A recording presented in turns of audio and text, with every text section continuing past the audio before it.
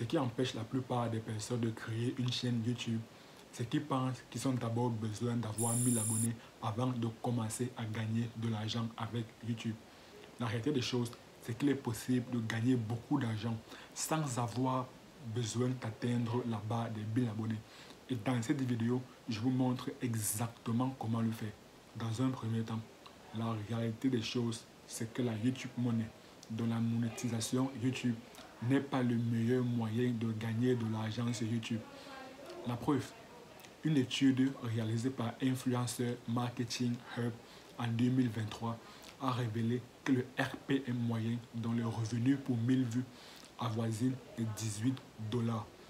Pour comprendre réellement ce que c'est que le RPM, il va d'abord falloir comprendre comment fonctionne la monétisation YouTube. En fait, ce qu'il faudrait avoir à l'esprit, c'est que YouTube est le deuxième site le plus visité au monde avec un trafic mensuel de 33,4 milliards de visites. Et le premier site le plus visité au monde, c'est Google, avec un trafic mensuel de 88,1 milliards de visites. Et Google a racheté YouTube. Donc la bonne nouvelle, lorsque vous créez des vidéos sur YouTube, c'est que vous avez également la possibilité d'être référencé dans les moteurs de recherche de Google. Lorsque vous créez des vidéos sur YouTube, vous faites face à un trafic total de 121,5 milliards de visites, ce qui est énorme.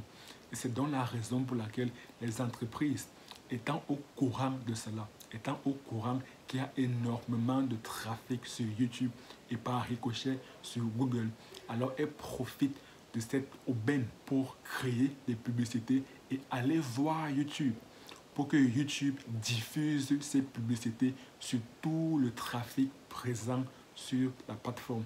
Donc, elles payent un montant à YouTube pour que YouTube diffuse leurs publicités afin que des personnes puissent gagner de l'argent via les produits ou bien les services que les entreprises commercialisent à travers ces différentes publicités.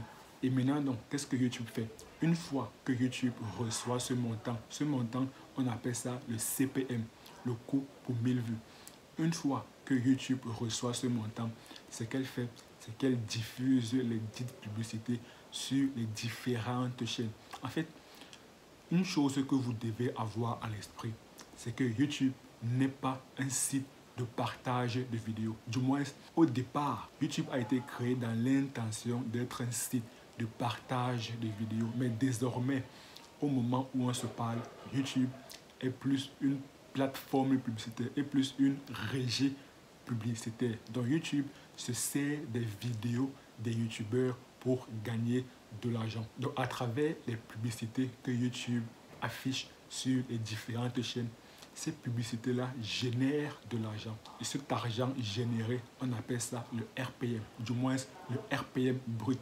Parce que dans ce RPM brut, YouTube récupère 45% et vous reverse vous en tant que YouTubeur 55%.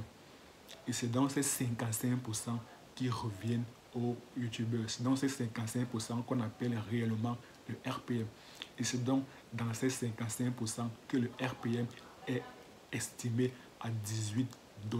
Alors là, vous comprenez que si vous voulez avoir une somme symbolique telle que 1000 €, si on suppose pour le cadre de cette vidéo qu'un dollar correspond à 1 €, alors le RPM est de 18 €.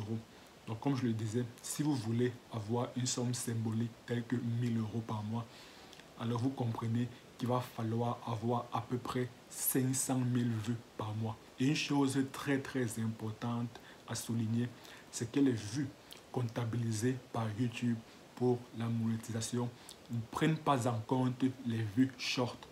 Les vues comptabilisées pour la monétisation ne prennent en compte que des vues des vidéos longues, que les vues des lives et que les vues des podcasts, dont les vidéos long format et non des vidéos courtes qu'on appelle des shorts. Ça, c'est très important.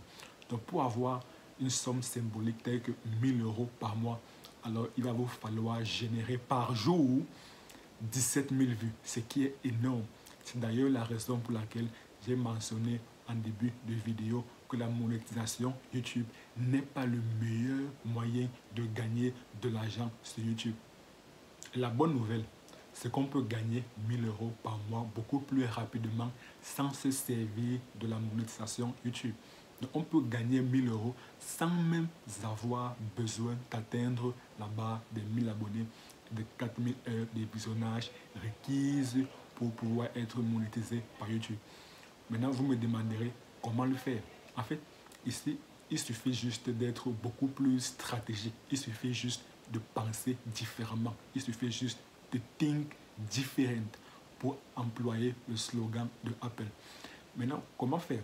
Comme je l'ai mentionné en début de vidéo, rappelez-vous, YouTube est le deuxième site le plus visité au monde.